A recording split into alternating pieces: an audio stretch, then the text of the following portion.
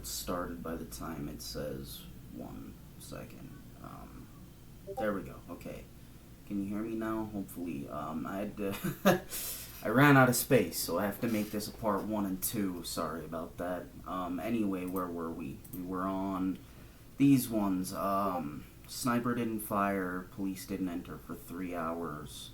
No ballistic logs of suppressive fire. Another thing I want to add is there were no serial numbers on Eric and Dylan's shotguns. Now this is likely because the shotguns were manufactured in the late 60s. The Stevens double barrel and the Savage Springfield 97H. Who knows though? Every gun I've ever seen has a serial number on it. Anyway, I suspect, like I was saying before, I suspect that the police let this happen, and a lot of that probably goes back to the idea that Harrison Klebold were MK Ultra test subjects, and things of that nature. The agendas the federal government wanted to push with this, etc. We could also get into accelerationism on this, but that kind of goes back to, again, 09A and that sort of thing, so we won't. You can feel free to do research. Watch these videos along with the other Columbine icebergs I mentioned in part 1, and that'll give you a pretty damn good idea. Anyway, so 98 personality changes. It's well known that Eric and Dylan were not who they became before 98 and 99. A lot of that could go back to MK Ultra and the trauma-based mind control. Now, the fact that there are parents of Columbine survivors, and even Susan Klebold herself, at least for a time, believed in the Walsh theory. I think that it is highly likely that that did happen to them. I don't know why else you just, on the basement tapes, you just blurt out "fuck Walsh," because he wasn't the arresting officer, to my knowledge. So clearly something happened.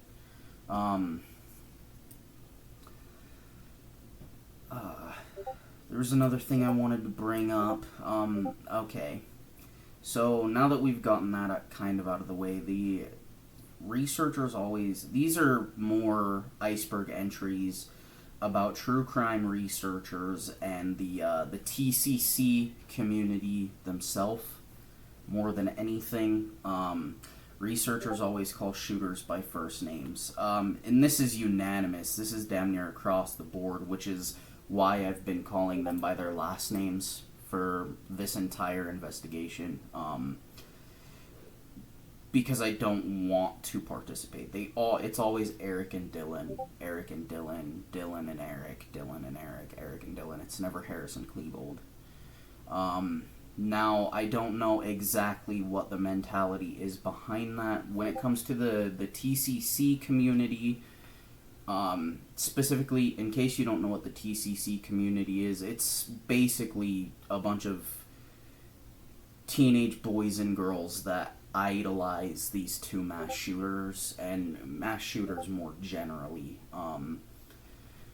There are some of them that idolize, your Jeffrey Dahmers, but I've noticed it's mainly mass shooters when it comes to this. Now, I don't know why exactly, but I suspect when it comes to the TCC community, it's because they think Eric and Dylan are hot, or whatever.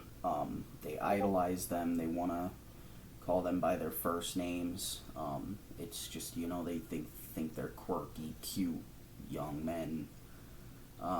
When in reality, they were both psychopaths. There's a lot of discourse on, was Eric the psychopath? Was Dylan the psychopath? As it's been stated in other icebergs, they both shared equal participation on the day of the massacre.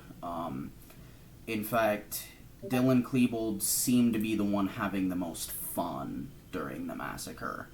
In the basement tapes, or transcripts of the basement tapes at least, Eric is the more hesitant about the whole thing. Eric is the more apologetic. Eric is the, oh God, this is going to ruin my parents' lives. I'm so sorry about this. And then there's a moment in the basement tape transcripts where Eric's doing exactly that. He's saying, you know, I'm so sorry. This is going to ruin my parents' lives. And Dylan just coldly says, we did what we had to do. Now, to me, that strikes me more as Dylan was the psychopath and was the mastermind behind the whole thing. And Eric was the manipulated into doing it. I don't necessarily think that 100%, but it is a known fact that Dylan was thinking about doing a massacre long before Eric was. Dylan's journal starts first, and he mentions in one of the first few pages killing other people.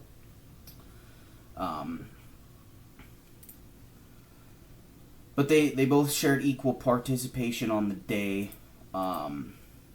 They both made homemade pipe bombs. They both, gleefully handled weapons all the time, etc. But anyway, idolizing these two young men. Now, me personally, I don't hate them for what they did, especially in light of the idea that they may have been sort of brainwashed into doing it.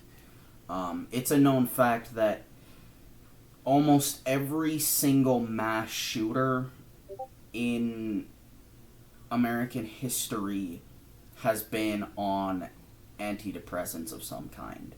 And there's theories regarding that of them suffering from serotonin syndrome once they stop taking them. I don't know if I want to get into all that right now, but I don't hate Harrison Klebold for what they did. I feel incredibly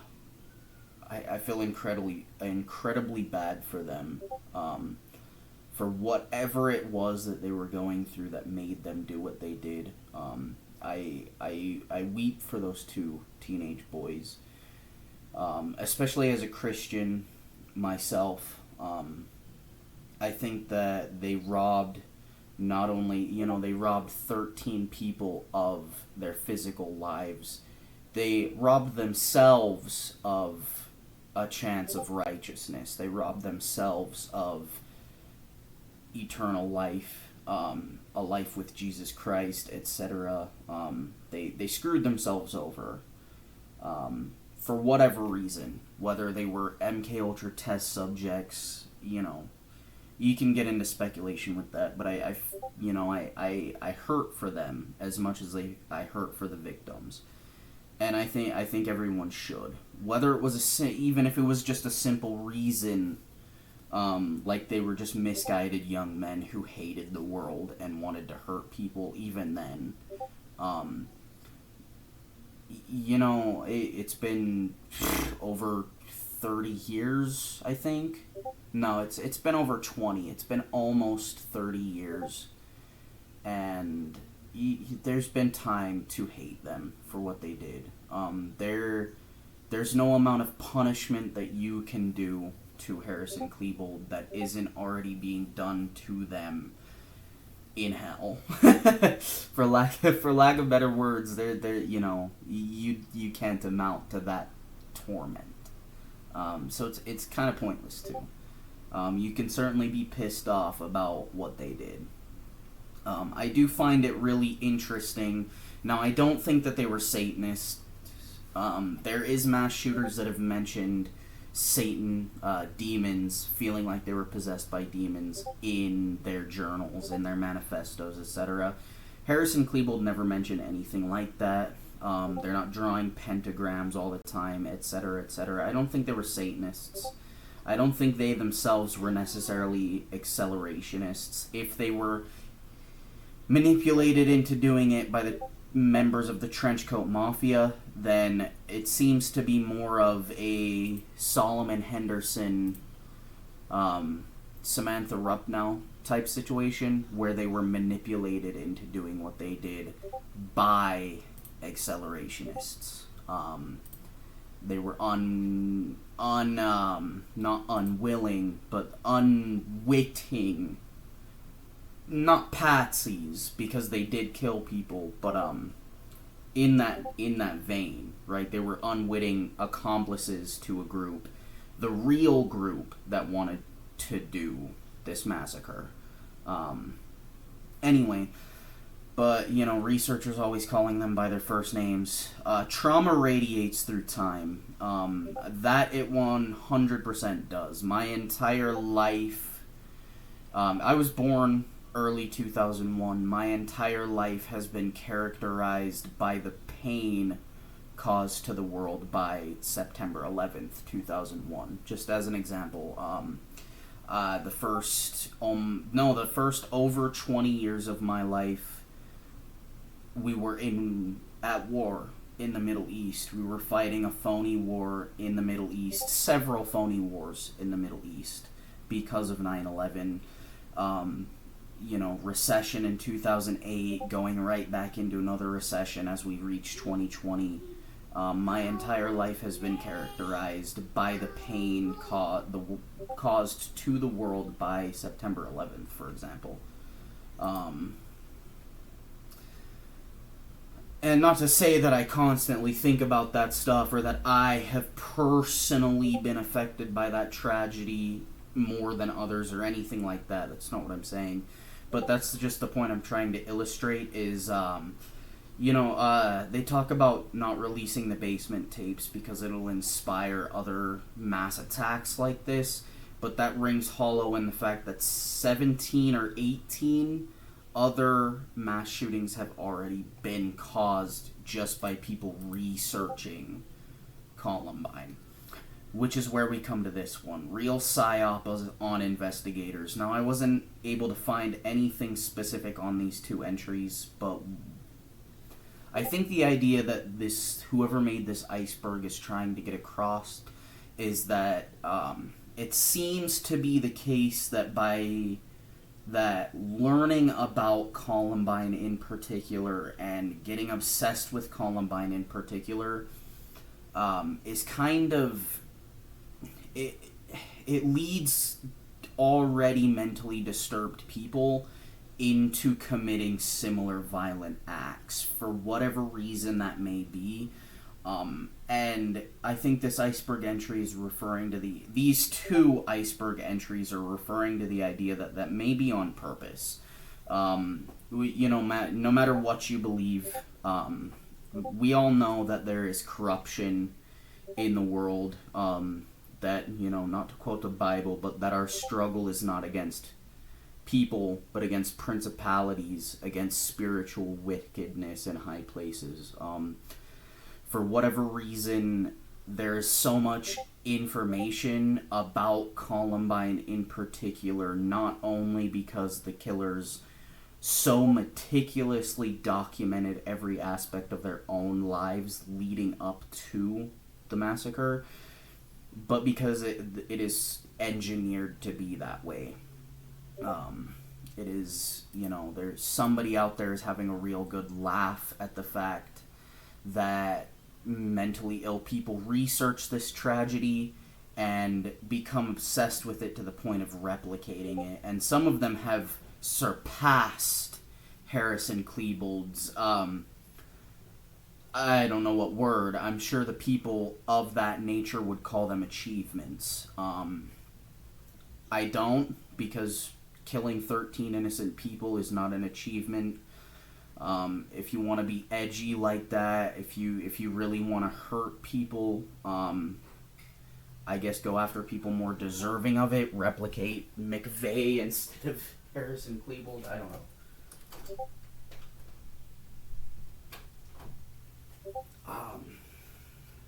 But and I don't advocate for that either. But as some people say, if you're gonna do something like this, don't go after innocent children, especially. Anyway, that's beside the point. But I think that's what these are referring to. Real psyop is on investigators and true crime psychic attack. There seems to be a spiritual component to this. And especially if you come from a worldview like mine, I don't necessarily believe that, well, when we talk about mental illness and mental health, I don't necessarily believe that that's entirely what's going on. I think that certain things, in the water, in the food, in the pharmaceuticals cause mental and spiritual deficiencies. I also think that, the occult is real.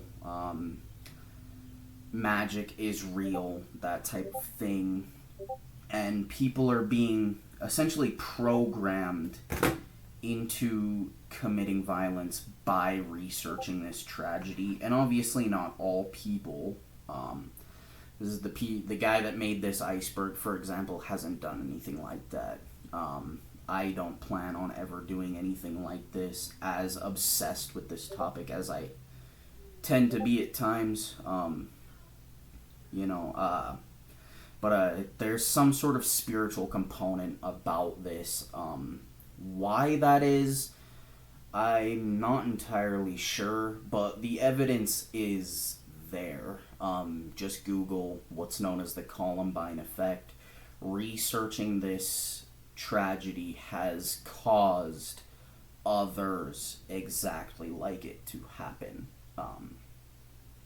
And I think that's, that's kind of what's going on here is,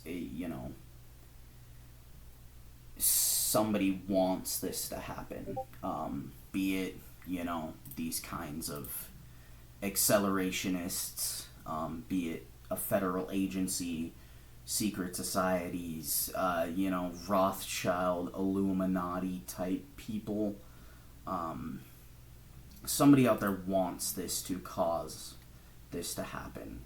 And again, there's this intentional narrative contradictions. There's a lot of things about Columbine that everybody, especially the hardcore investigators, seem to get wrong at times, and contradict each other on. There's a lot of discrepancies about this whole case. One of the softer ones is Tech 9, no magazine. When the police found it, there was no magazine in the Tech 9. And it's almost never photographed in the media with the high capacity magazine in it.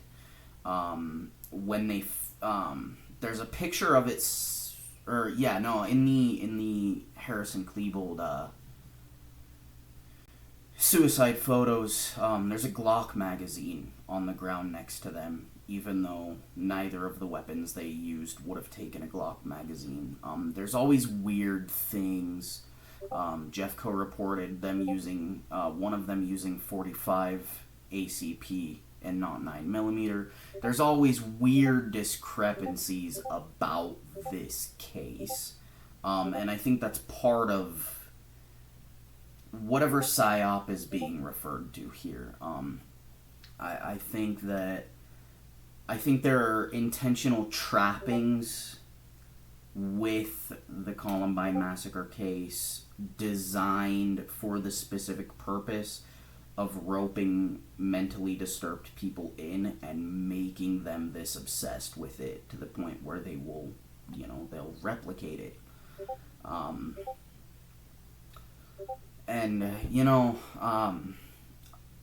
It's kind of hard to explain unless you're as knowledgeable about so-called conspiracy theories as I am. It's kind of just hard to explain. But there is precedent for things like this happening. There's precedent for why those in power would want tragedies like this to happen.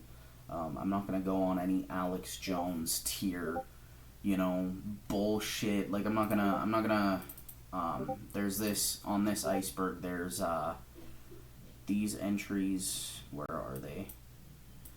There's this one, Eric and Dylan are actors, played by Matt Stone and Trey Parker, Columbine was a hoax, etc. Students interviewed. I don't believe in any of this, per se, but like I said, I do believe in this. I do. There is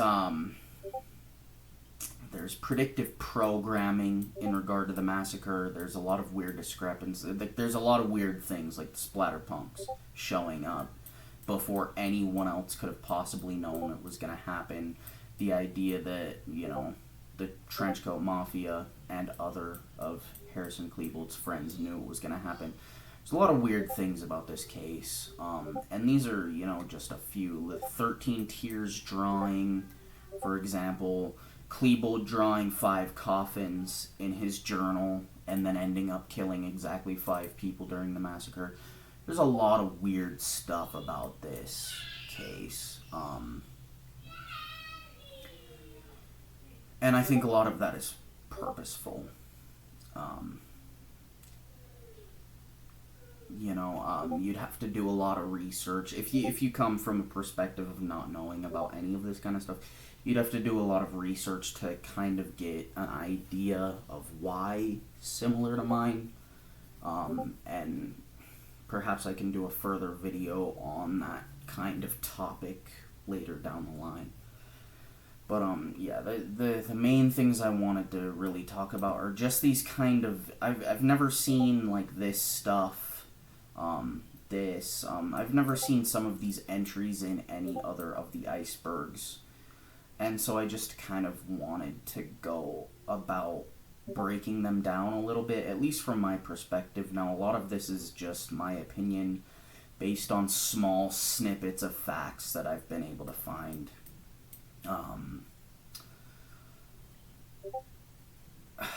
When it comes to investigating this topic, there's a lot of stuff I would take with a grain of salt.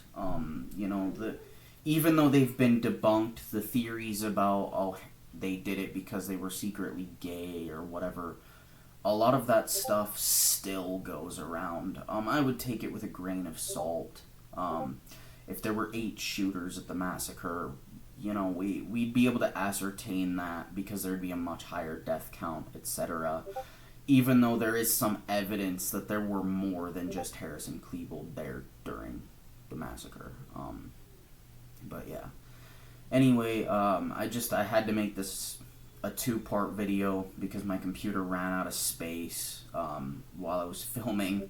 So I had to cut it and delete it and upload it into my Google Drive so I could, have it saved so I can upload it. Now I'm going to have to kind of do the same thing with this one so I can re-download and upload the part 1 of the video first, obviously. But yeah, there's just a lot of weird things about this case. There's a lot of stuff on this iceberg, especially the ones that really caught my eye was, I read this, shooters didn't build bombs, diversion bomb not planted by shooters. I read those and it just hit me like a truck. It just, I just, like, a light bulb went off in my head of, like, what they never did right about building time bombs in their journals. When they wrote about pipe bombs, they talked to their friends about building pipe bombs. A lot of stuff. There's some stuff on this I don't know what the hell it means. Like, Klebold Gate. I have no idea what that's supposed to mean. Number 2137, no idea. O'Shea ballistics report. I think that has to do with one of the police officers or one of the SWAT officers. But again, that kind of, in my mind, goes back to this. There's no ballistic logs of police firing. There's no ballistic logs of the SWAT sniper firing at all. It all looks to me like it kind of goes into... It all kind of goes hand in hand with each other. The Croft, I have no idea what the hell that means. Gus Van Sant whitewash. I think I know what that is referring to. And I can kind of say that that's a parrot on the iceberg, like Wendigoon talked about in his conspiracy iceberg videos. The Gus Van Sant whitewash. Maybe that goes into in Gus Van Sant's film Elephant, which is loosely based on the Columbine massacre. There's no mention of one of the shooters being Jewish, which Klebold was part Jewish or something, part or half or something like that Jewish. And neither of the shooters are mentioned as such. Other than that, in Gus Van Sant's Elephant, there's no whitewashing, to my knowledge. The teen running around the school, saving other students in the film is black, so I don't know why that's there. The Croth, I have no idea what that's referring to. Rachel Scott's synchronicity is likely referring to her 13 Tears drawing. She made a drawing of it raining 13 tears from the sky, an eyeball raining 13 tears from the sky, and 13 people were killed during the massacre. A lot of that goes back into just the idea that there was a lot more people involved with this whole thing than just Harrison Klebold, that there was some kind of conspiracy going on. I don't know, because I don't see how Rachel Scott would be involved with that. Like I said, I believe in God. So, she did have premonitions about her death. A lot of the victims actually had premonitions about their deaths before the massacre. One of the boys, he had been having nightmares about getting paralyzed from the waist down for months, and then he did. At least temporarily, he got shot in the hip and ended up paralyzed. But, yeah, there's just a lot of stuff. Like, the FBI getting involved immediately is kind of odd to me, because up until that point with I think there were 7 school shootings in the decades leading up to Columbine. The FBI never really got as heavily involved as with Harrison Klebold. I don't know exactly why they got in on it so quick.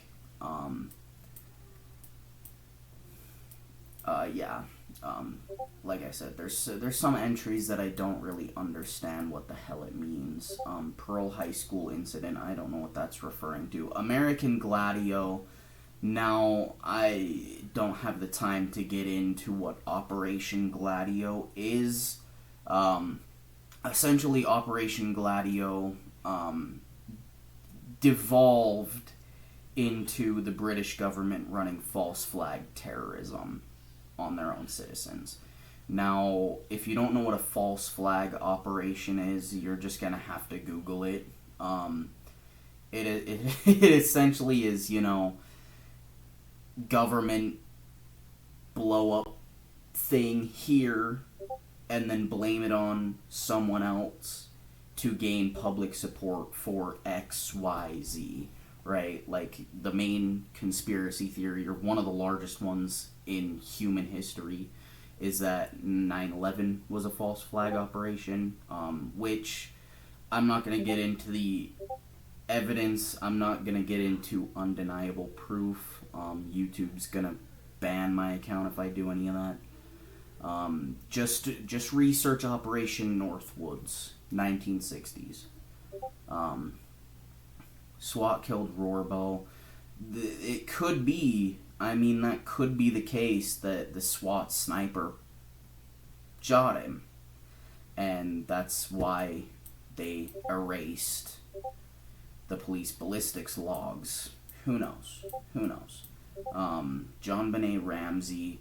Now, I know about the JonBenet Ramsey disappearance. I don't understand what that has to do with Columbine exactly. Maybe I'll look more into that. Trenchcoat Mafia Morpheus is kind of obvious. Their look was inspired by the Matrix films.